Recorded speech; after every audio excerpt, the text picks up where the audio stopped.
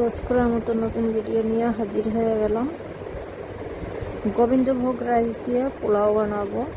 তো আমরা বিরিয়ানি আর গোবিন্দভোগ রাইস দিয়ে আমরা খিচুড়ি অনেক রকমের অনেক কিছু বানিয়ে খেয়ে থাকি, কিন্তু পোলাও খুব কম লোকে বানায়।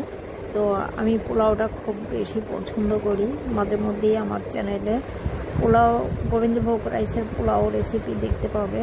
তো এর জন্য আমি 1 কেজি চাল নিয়েছি, 1 কেজির একটু কম আছে। এখানে গরম মশলা, ঘি আর তেলের মধ্যে গরম মশলা ফ্রাই করে নিলাম।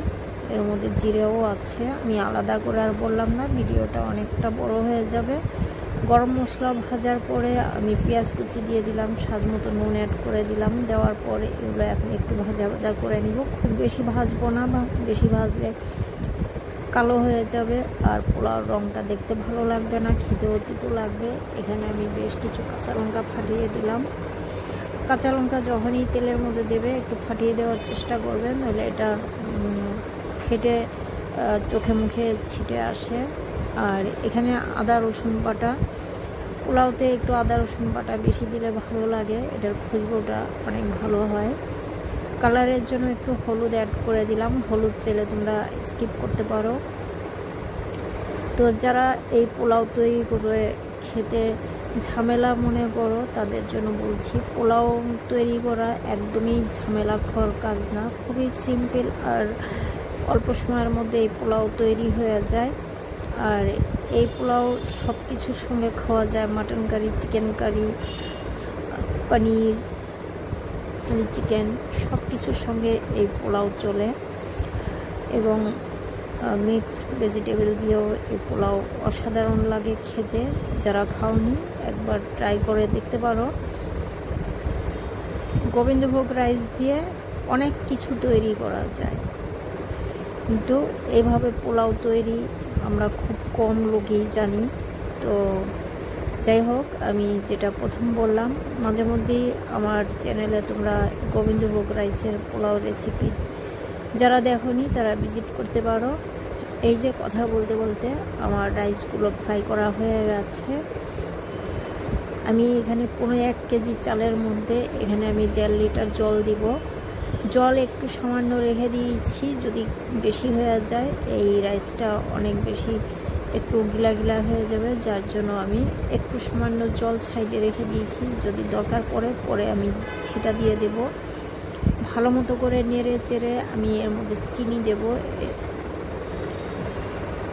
এখানে আমি 2 চামচ চিনি দিয়ে দিলাম। দেওয়ার পর ভালো মতো করে নেড়ে চেড়ে মিশিয়ে দেব। মিশিয়ে এটা গ্যাসের ফ্লেম হাই হিটে এটা বানাতে হবে, ফুটিয়ে নিতে হবে।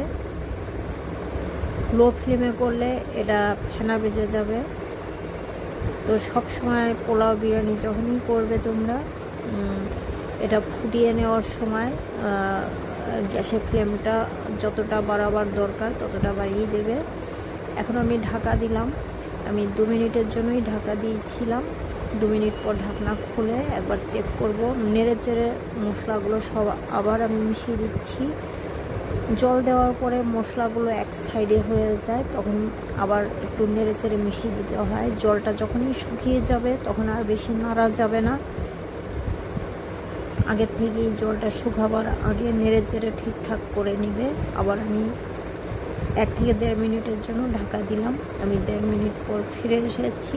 এখন আমি খুন্তির পিছন সাইড দিয়ে একবার উল্টো করে দেখব।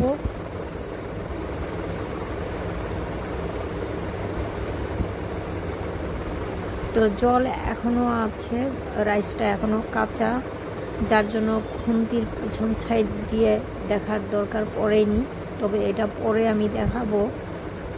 আবার আমি ঢাকা দিলাম।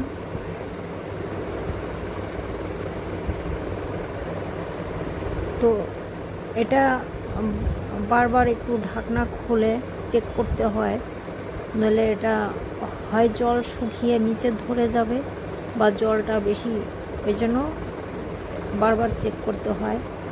আর জল শুকাবার আগে এই হাঁড়ির নিচে তাওয়া দিতে হয়। তাওয়া দিলে এটা সেটে যায় না আর ধরেও যায় না। ফ্রাই অনিয়ন কিছুটা আমি সাইডে রেখে দিয়েছিলাম, এখন আমি উপর দিয়ে ছড়িয়ে দিলাম। এই ফ্রাই অনিয়ন যারা পছন্দ করো না তারা এটা স্কিপ করতে পারো, আমার তো খুব ভালো লাগে।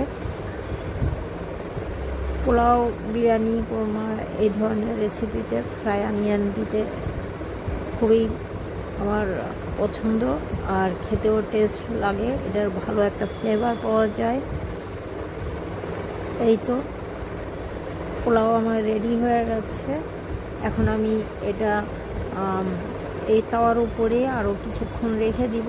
আমি শুধু তোমাদের দেখাবার জন্য ঢাকনাটা খুলে রেখেছি।